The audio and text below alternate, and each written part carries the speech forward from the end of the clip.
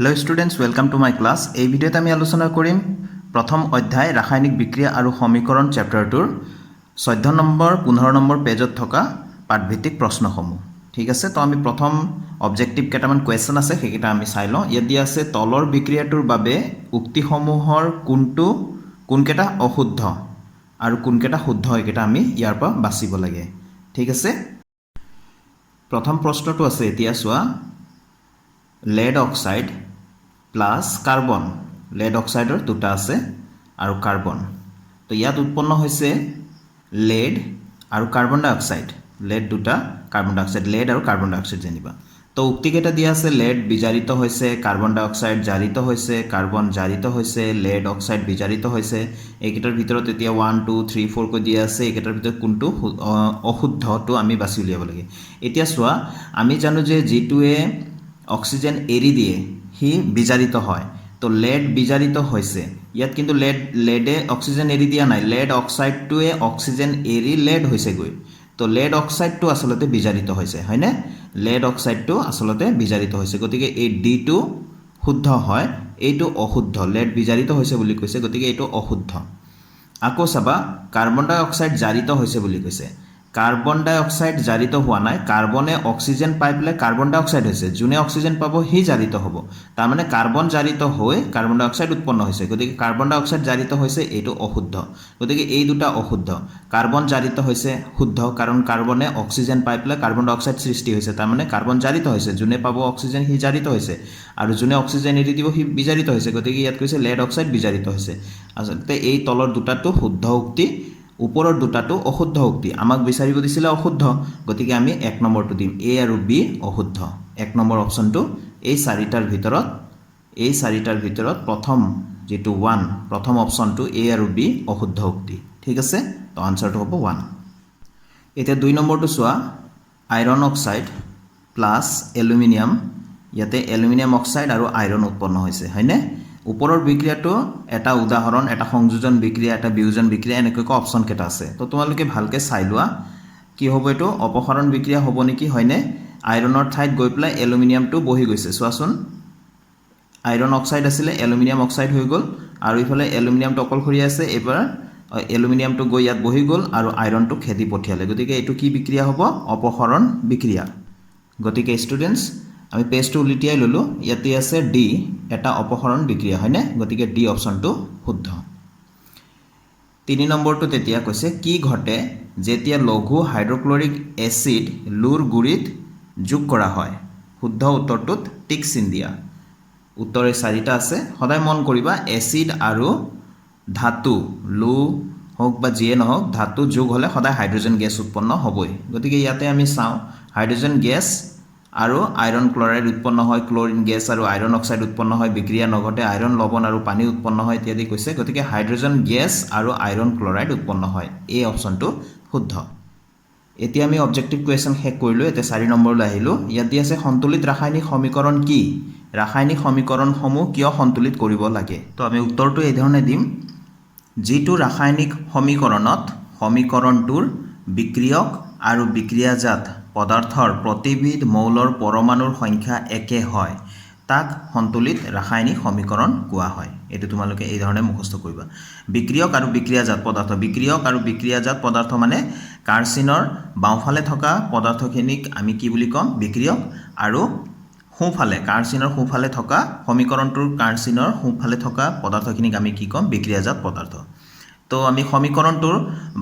বাওঁফালে আৰু সোঁফালে বিক্ৰিয়ক আৰু বিক্ৰিয়াজাত পদাৰ্থৰ প্ৰতিবিধ মৌলৰ পৰমাণুৰ সংখ্যা যদি একে হয় তাক আমি সন্তুলিত ৰাসায়নিক সমীকৰণ বুলি ক'ম। ঠিক আছে,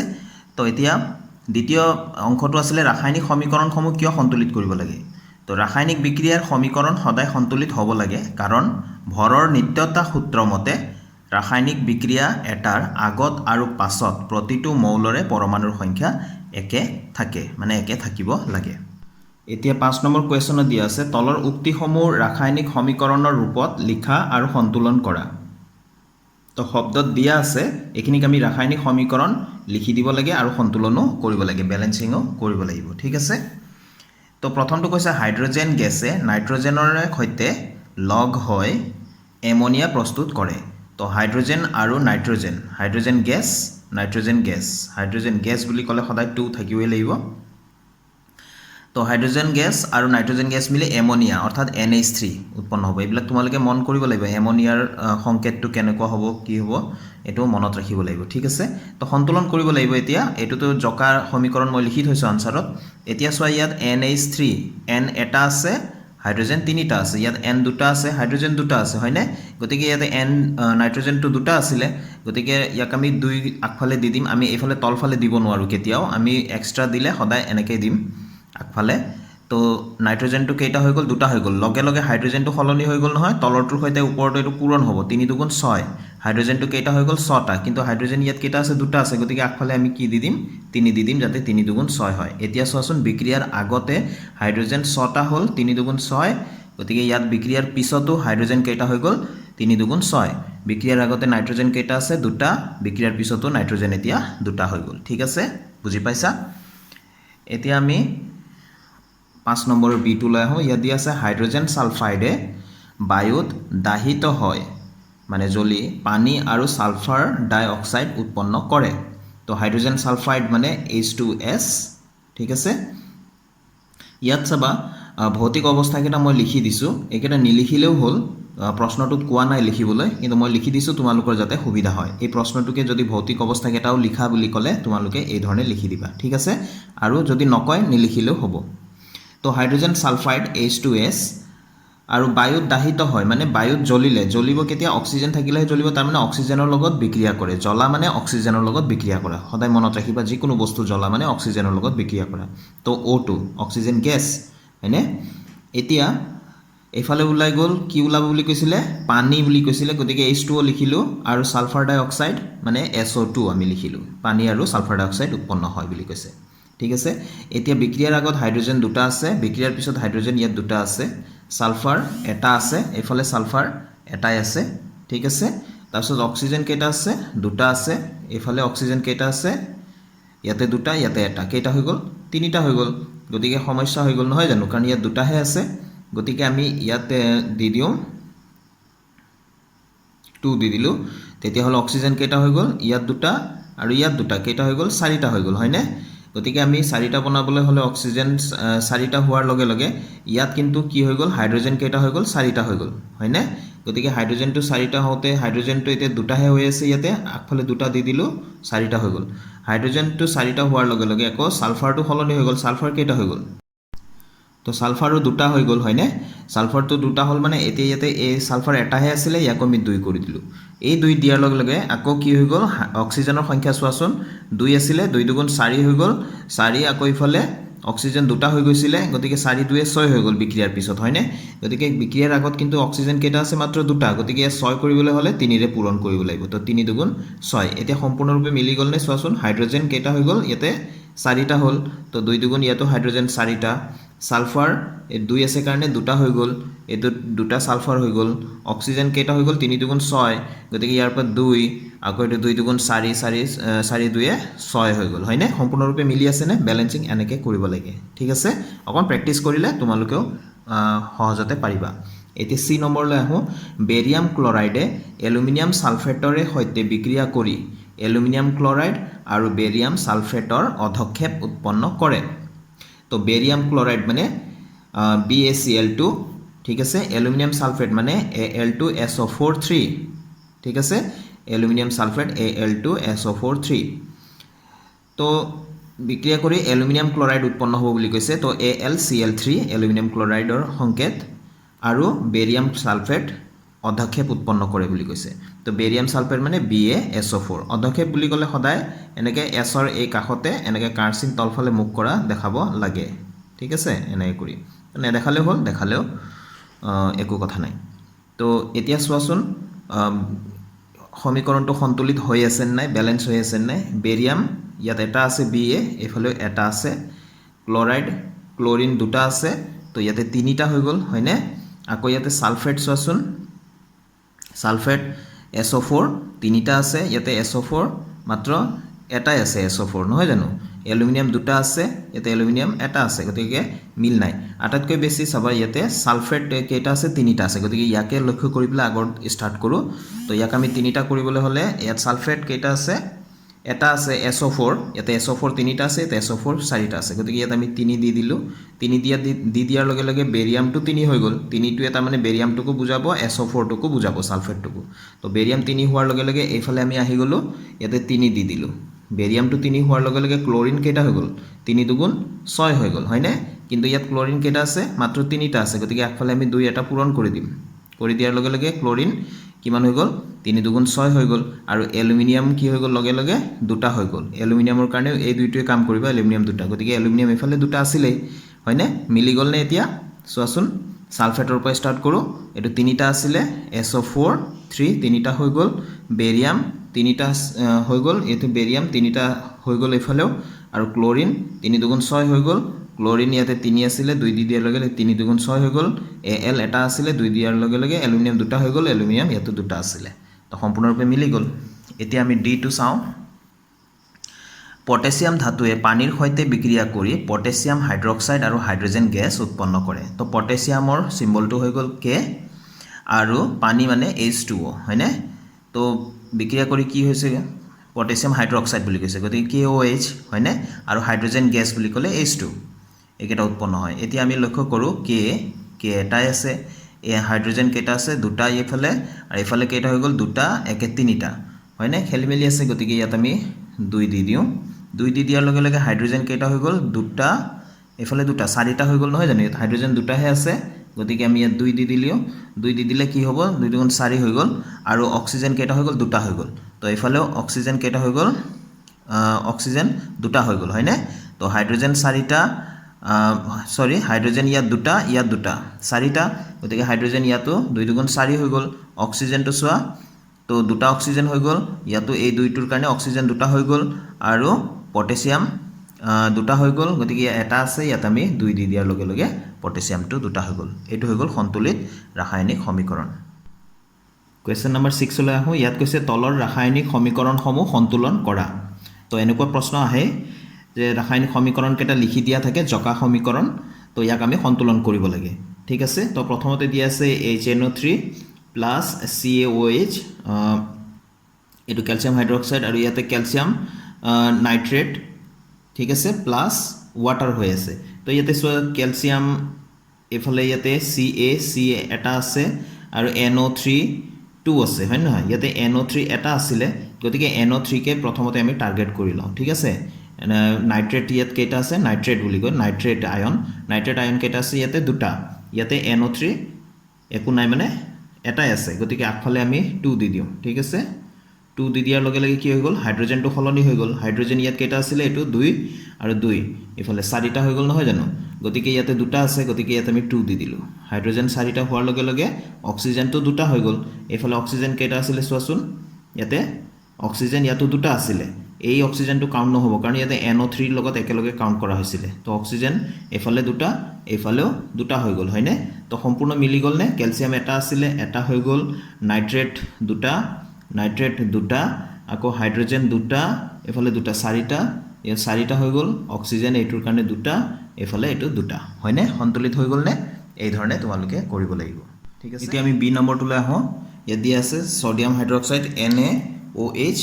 আৰু H2SO4 সালফিউৰিক এসিড দিয়া আছে এই দুটা বিক্ৰিয়া হয় এফালে হৈছে সোডিয়াম সালফেট আৰু ইফালে পানী ওয়াটাৰ H2O হয়নে তো এতিয়া ভালকৈ লক্ষ্য কৰোঁ ইয়াতে সোডিয়াম ইয়াতে এটা আছিল ইয়াত দুটা সালফেট ইয়াতে সালফেট মানে কমপ্লিট SO4 to সালফেট তো সালফেট ইয়াতে এটাই আছে হয়নে হাইড্ৰোজেন দুটা অক্সিজেন ইয়াতে এটা আছিল ইয়াত এটা আৰু এটা হাইড্ৰোজেন আছে ইফালে তিনিটা আছে টোটাল তো আমি প্ৰথমতে এই সোডিয়ামটোকে আমি টাৰ্গেট কৰো ইয়াত দুটা আছে গতিকে আমি ইয়াত 2 দি দিও ঠিক আছে তো দুটা দি দিয়াৰ লগে লগে কি হৈ গ'ল অক্সিজেন কেইটা হৈ গ'ল দুটা ঠিক আছে তো ইফালে অক্সিজেন কেইটা আছে কিন্তু এটা এই অক্সিজেনটো কাউন্ট নহব কাৰণ এটো সালফেট একেলগে গুটেখিনি কাউন্ট হ'ব তো ইয়াতে অক্সিজেন দুটা হৈ গ'ল তো ইফালে আমি 2 দি দিয়াৰ লগে লগে কি হৈ গ'ল অক্সিজেন দুটা হৈ গ'ল ঠিকই কিন্তু হাইড্ৰোজেন কেইটা হৈ গ'ল 2 দুগুণ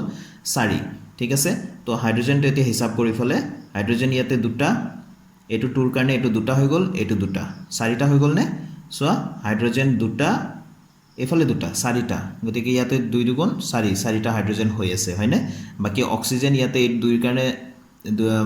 দুটা হৈ গ'ল এফালে 2 কাৰণে অক্সিজেনো দুটা হৈ গ'ল সোডিয়াম Na2 হৈ গ'ল দুটা এফালে Na2 আছে আৰু সালফেট এটা আছিলে এফালে এটা আছে তো সন্তুলিত হৈ গ'ল হয়নে এতিয়া পিছৰটো যাওঁ ইয়াত দিয়া আছে NaCl এখিনি প্ৰশ্নত এনেকৈ দিয়া থাকিব জাস্ট আমি সন্তুলিত কৰিব লাগে এই নম্বৰ কেটা বহাই দিব লাগে তাৰ মানে এই কাৰ্চিনৰ বাওফালে আৰু সোঁফালে থকা যিকেটা মৌলক এটা আছে মৌলৰ সংখ্যা কেটা কিন্তু সমান হ'ব লাগিব ঠিক আছে মৌলৰ পৰমাণুৰ সংখ্যা কেটা সমান হ'ব লাগিব তো এতে NaCl প্লাস ইয়াতে সিলভাৰ নাইট্ৰেট সোডিয়াম ক্লোৰাইড আৰু সিলভাৰ নাইট্ৰেট দিয়া আছে তো AgCl সিলভাৰ ক্লোৰাইড আৰু সোডিয়াম নাইট্ৰেট হৈ আছে তো ইফালে নাইট্ৰেট NO3 ঠিক আছে ইফালে NO3 এটাই আছে Na এটাই আছে Ag ইফালে ঠিক আছে Cl ইফালে ঠিক আছে গতিকে এটো সন্তুলিত হৈ আছে সোঁফালে থকা আৰু বাওফালে থকা আৰু সোঁফালে থকা মৌলক এটা সমান সমান আছে এটো সন্তুলিত হৈ আছে ইয়াত আমি একো চুব নালাগে কেতিয়াবা এনেকুৱাও দিয়ে সম্পূৰ্ণ হৈয়ে থাকে এনে প্ৰশ্নত দি দিয়ে তো যেনেকৈ আছে তেনেকৈ আমি লিখি থৈ আহিলে হ'ল তো বেৰিয়াম ক্লোৰাইড আৰু H2SO4 অৰ্থাৎ সালফিউৰিক এসিড তো ইয়াৰ পৰা কি হৈছে বেৰিয়াম সালফেট হৈছে আৰু হাইড্ৰক্লোৰিক হৈছে ঠিক আছে তো BaSO4 ঠিক আছে আকৌ ইয়াতে HCl হৈ আছে H এটা Cl এটা H ইয়াত দুটা আছে Cl দুটা আছে গতিকে আগফালে দুই বহাই দিলে হৈ গ'ল একেবাৰে সহজ হয় না এতিয়া আমি কোৱেশ্চন নম্বৰ 7 লৈ আহো ইয়াত দি আছে তলৰ বিক্ৰিয়াবোৰৰ বাবে সন্তুলিত ৰাসায়নিক সমীকৰণবোৰ লিখা তো এবাৰ আমাক শব্দ সমীকৰণ দিয়া আছে ক্যালসিয়াম হাইড্ৰক্সাইড প্লাস কাৰ্বন ডাই অক্সাইড কি উৎপন্ন হয় ক্যালসিয়াম কাৰ্বনেট আৰু পানী ঠিক আছে তো ইয়াতো মই একেটা ভৌতিক অৱস্থা কেটা লিখি দিছো তো তোমালোকৰ সুবিধাৰ কাৰণে যাতে প্ৰশ্নত যদি কেতিয়াবা কয় যে ভৌতিক অৱস্থা কেটাও লিখা বুলি ক'লে তেনেহলে তোমালোকে লিখি দিব পাৰিবা আৰু যদি নকয় নিলিখিলে হ'ব একেটা ঠিক আছে তো ক্যালসিয়াম হাইড্ৰক্সাইড CaOH ব্ৰেকেটৰ দি ইফালে 2 দিম ক্যালসিয়াম হাইড্ৰক্সাইডৰ সংকেত এইটোৱে CaOH2 ঠিক আছে আৰু প্লাস কাৰ্বন ডাই অক্সাইড বুলি কৈছিলে গতিকে কাৰ্বন ডাই অক্সাইড CO2 কি উৎপন্ন হ'ব বুলি কৈছিলে ক্যালসিয়াম কাৰ্বনেট CaCO3 পানী মানে H2O তো এতিয়া আমি ব্যালেন্স আছে নে নাই আমি চাও সন্তুলিত আছে নে নাই এফালে Ca এয়াটো Ca হয়নে CO3 হতে ইয়াতে কাৰ্বন এটা আছে অক্সিজেন তিনিটা তো কাৰ্বন ইয়াতে এটা আছে অক্সিজেন কেটা আছে ইয়াতে অক্সিজেন ইয়াতে দুটা আৰু ইফালে দুটা চাৰিটা ইয়াত তিনিটা আছে ইয়াত এটা আছে চাৰিটা হৈ আছে হয়নে হাইড্ৰোজেন ইয়াত কেটা আছে দুটা ইয়াতো হাইড্ৰোজেন কেটা আছে দুটা আছে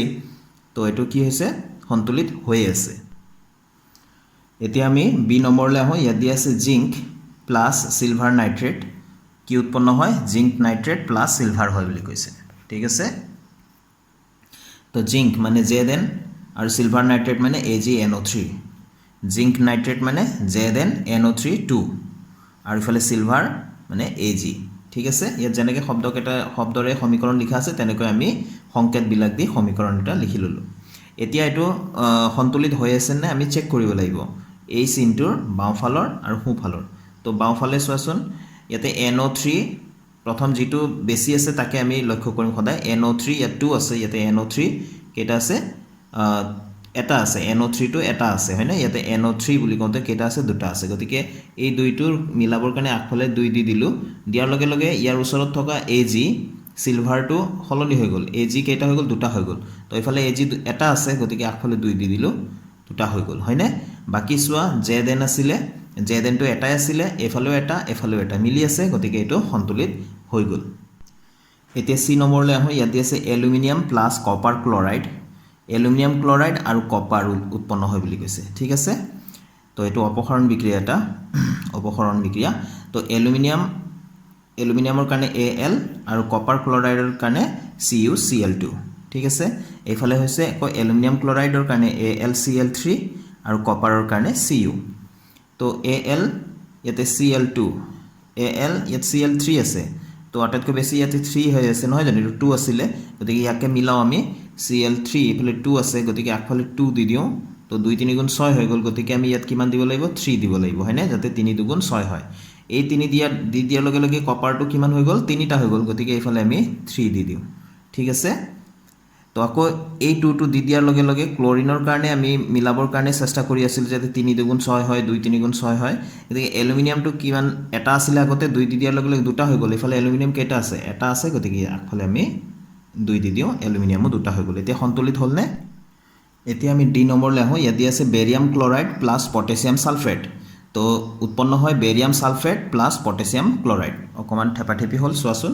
বেৰিয়াম ক্লৰাইড মানে BaCl2 আৰু পটেছিয়াম ছালফেট মানে K2SO4 পটেছিয়াম মানে পটেছিয়াম মানে K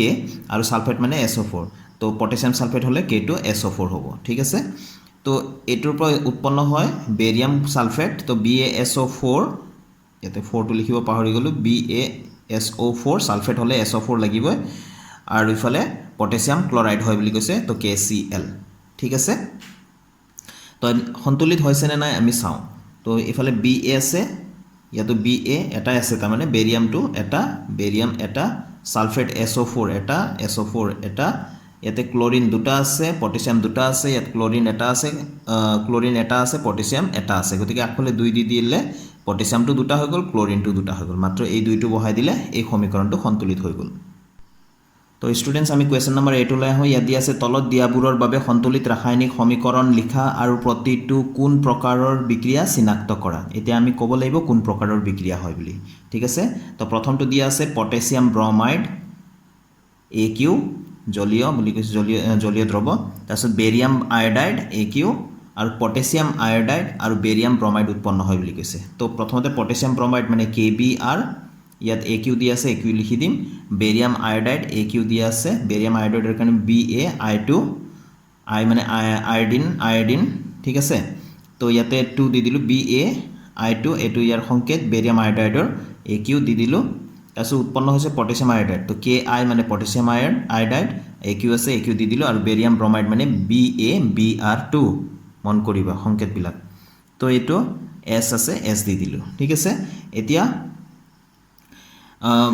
এতিয়া সন্তুলিত হৈ আছে নে আমি ইয়াক চেক কৰিব লাগিব হয়নে ইয়াতে চোৱা ইয়াতে Br এটা আছে ইয়াতে Br দুটা আছে গতিকে ইয়াকে আমি প্ৰথমতে চাওঁ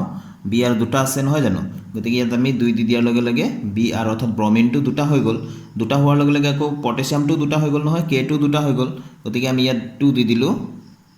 তো পটেছিয়ামটো দুটা হ'ল আয়োডিনটো দুটা হৈ গ'ল আকৌ I2 দুটা হৈ গ'ল 2 হৈ গ'ল ইফালে I2 দুটা আছিলেই হয়নে আৰু Ba2 এটা আছিলে ইফালে Ba এটা সন্তুলিত হ'ল নে এতিয়া এইটো সন্তুলিত হৈ গ'ল তো এইটো দ্বি অপহৰণ বিক্ৰিয়া আৰু বেৰিয়াম ব্ৰমাইডৰ অধক্ষেপ সৃষ্টি হয় বা হৈছে এইটো লিখি দিলোঁ বেৰিয়াম ব্ৰমাইডৰ অধক্ষেপ সৃষ্টি হয় ইয়াত বাৰু তেনেকৈ কোৱা নাই কিন্তু কি বিক্ৰিয়া বুলি চিনাক্ত কৰা বুলি কৈছিলে তো এইটো এটা দ্বি অপহৰণ বিক্ৰিয়া ঠিক আছে এইখিনি লিখিলে লিখি দিব পাৰা ঠিক আছে দ্বি অপহৰণ বিক্ৰিয়া কিয় কোৱা হ'ল কাৰণ ইয়াত চোৱা পটেছিয়াম ব্ৰমাইড আছিলে আৰু বেৰিয়াম আয়োডাইড আছিলে পিছত কি হৈ গ'ল পটেছিয়ামটো আয়োডিনৰ লগত লগ লাগি পটেছিয়াম আয়োডাইড হৈ গ'ল আৰু বেৰিয়ামটো ব্ৰমিনৰ লগ লাগি কি হৈ গ'ল বেৰিয়াম ব্ৰমাইড হৈ গ'ল হয়নে গতিকে এইটো দ্বি অপহৰণ বিক্ৰিয়া এতিয়া আমি 8ৰ বি লৈ আহোঁ ইয়াত দি আছে জিংক কাৰ্বনেট তো ZnCO3 জিংক অক্সাইড ZnO ইয়াত S দিয়া আছিল S লিখিম S দিয়া আছে S লিখিম জিংক অক্সাইড আৰু কাৰ্বন ডাই অক্সাইড CO2 ঠিক আছে এইটো গেছ লিখিলোঁ এইটো সন্তুলিত হৈ আছে নে ভালকৈ লক্ষ্য কৰোঁ জিংক এটা আছিলে এফালে জিংক এটা আছে অক্সিজেন ইয়াতে 3টা আছে ইয়াতে 1 এফালে 2 তো 3টা হৈ গ'ল হয়নে অক্সিজেনটো আৰু ইফালে কাৰ্বন এটা আছিলে কাৰ্বন ইয়াতো এটা আছে গতিকে এইটো সন্তুলিত হৈ আছে হয়নে তো এইটো কি ধৰণৰ বিক্ৰিয়া হ'ব এটাৰ পৰা দুটা পদাৰ্থৰ সৃষ্টি হৈছে গতিকে এইটো এটা বিয়োজন বিক্ৰিয়া সি লৈ আহোঁ এতিয়া হাইড্ৰজেন গেছ ক্লৰিন গেছ লগ লাগি বিক্ৰিয়া হয় হাইড্ৰজেন ক্লৰাইড উৎপন্ন হৈছে তো H2 মানে হাইড্ৰজেন গেছক H2 লিখিম আৰু ক্লৰিন গেছক Cl2 লিখিম হাইড্ৰজেন আৰু ক্লৰিনৰ গেছ দুটা লগ লাগি বিক্ৰিয়া হয় HCl হাইড্ৰক্লৰিক বা হাইড্ৰজেন ক্লৰাইড উৎপন্ন হৈছে ঠিক আছে তো ইয়াত চিনবিলাক যি দিয়া আছে সেইবিলাক আমি ইয়াত লিখিয়ে দিম ঠিক আছে এতিয়া ইয়াতে হাইড্ৰজেন কেইটা আছে দুটা আছে ক্লৰিন দুটা আছে ইয়াতে হাইড্ৰজেন আৰু ক্লৰিন এটা আছে হয়নে গতিকে আমি কি লিখিম ইয়াতে 2 দি দিম ঠিক আছে শেষৰটো চোৱা ডি মেগনেছিয়াম আৰু হাইড্ৰক্লৰিক এচিড লগ লাগি কি হৈছে মেগনেছিয়াম ক্লৰাইড প্লাছ হাইড্ৰজেন তো মেগনেছিয়াম মানে Mg হাইড্ৰক্লৰিক এচিড মানে HCl আৰু মেগনেছিয়াম ক্লৰাইড মানে MgCl2 হাইড্ৰজেন গেছটো H2 ঠিক আছে তো ইয়াতে এতিয়া চোৱা Mg Cl এটা আছে ইয়াতে MgCl2 হৈ গল হয়নে গতিকে এই 2 টুক মিলাবৰ কাৰণে আমি ইয়াতে 2 দি দিলো তো ক্লোৰিন দুটা হৈ গল ক্লোৰিন দুটা হোৱাৰ লগে লগে হাইড্ৰোজেনো দুটা হৈ গল তো হাইড্ৰোজেন দুটা আছিল এইটো ফালে হয়নে মিলি গল নে এতিয়া Mg এটা ক্লোৰিন দুটা হাইড্ৰোজেন দুটা মিলি গল এইটো এটা অপহৰণ বিক্ৰিয়া অপহৰণ হৈছে নে ইয়াতে হাইড্ৰোজেনটোক আঁতৰাই গৈ পেলাই ম্যাগনেসিয়ামটো ক্লোৰিনৰ লগত বহি গল হয়নে আৰু ওপৰটো কি আছিল ওপৰটো দুটা মিলি পেলাই এটা হৈছে গতিকে এইটো এটা সংযোজন বিক্ৰিয়া আছিল ঠিক আছে তো আজিৰ ভিডিওটো মই ইয়াতে সামৰিম ষ্টুডেন্টস নেক্সট ভিডিওত বাকি কোৱেশ্চনবোৰৰ সলিউশন লৈ আহিম আজিৰ ভিডিওত যিখিনি আলোচনা কৰা হৈছে সেইবিলাক তোমালোকে ভালকৈ লিখি লবা শুদ্ধকৈ ভুল নকৰাকৈ আৰু প্ৰেক্টিস কৰিবা সমীকৰণ কেটা লিখা ব্যালেন্স কৰা মানে সন্তুলিত কৰা আৰু মুখস্থ কৰিবা ঠিক আছে তো নেক্সট ভিডিওত আকৌ লগ পাম নতুন কোৱেশ্চনৰ সলিউশনৰ সৈতে thank you students keep watching my channel